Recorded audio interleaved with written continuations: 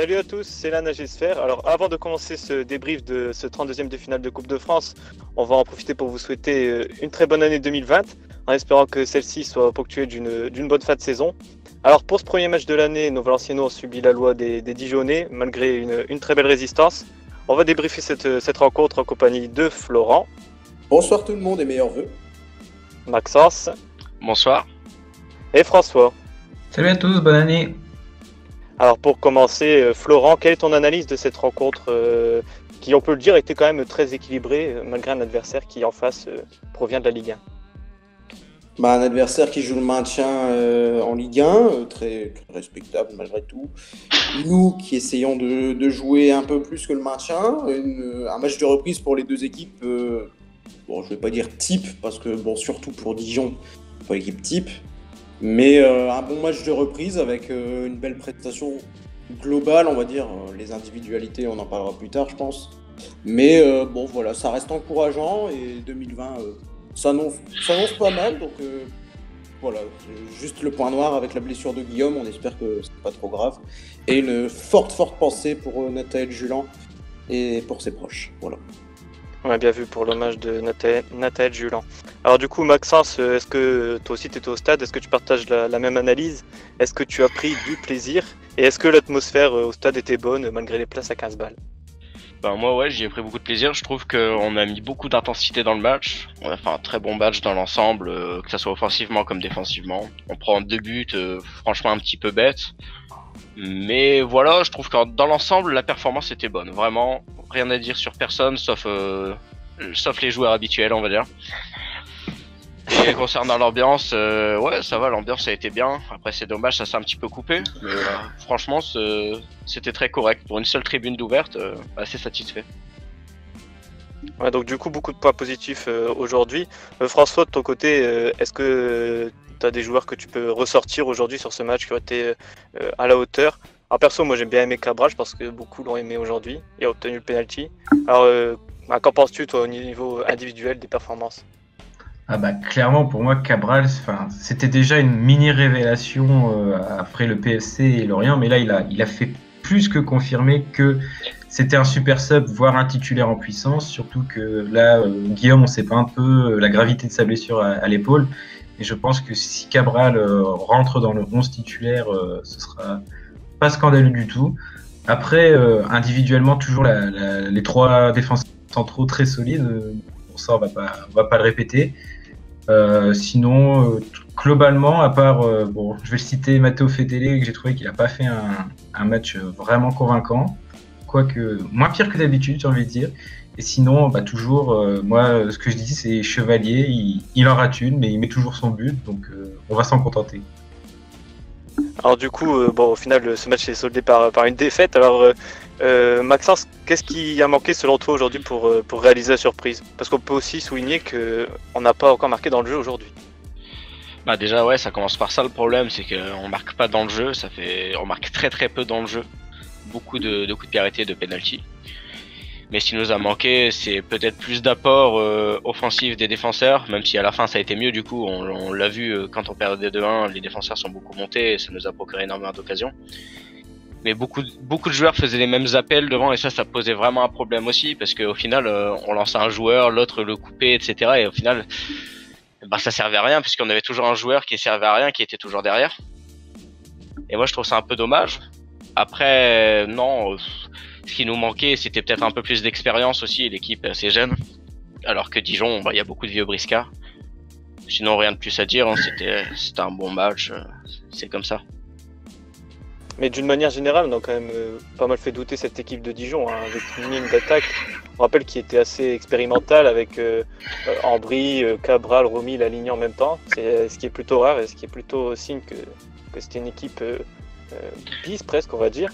Alors est-ce que tu as été séduit, Florent, de cette équipe remodelée aujourd'hui et surtout des joueurs qui n'ont pas l'habitude de jouer?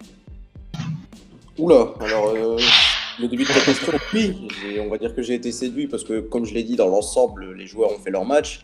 Maintenant, on a cité Fedele, mais Romil, il était venu faire quoi? Il a fait son footing parce que, à un moment, je veux pas l'accabler, mais déjà, peut-être je fais mon vieux grincheux. Il s'arrête jamais à l'entraînement, monsieur est tout le temps pressé. pour voir les supporters qui sont tout le temps là. Il joue aujourd'hui à cause de la blessure de Guillaume. Son entrée n'est pas convaincante, encore une fois. Donc je pense que le match, on aurait pu le gagner avec des meilleurs joueurs de banc, tout simplement. Parce que déjà que là, on a mis une équipe plus ou moins bis. Et encore, Cabral a fait son match à un poste qu'il n'a pas l'habitude de jouer. Il n'a pas l'habitude de jouer à ce poste-là. Ambry a fait son match. Masson était partout au milieu, même si Fedela n'a pas été ridicule. Hein et Cabral, peut-être je me répète, mais ça monte en puissance.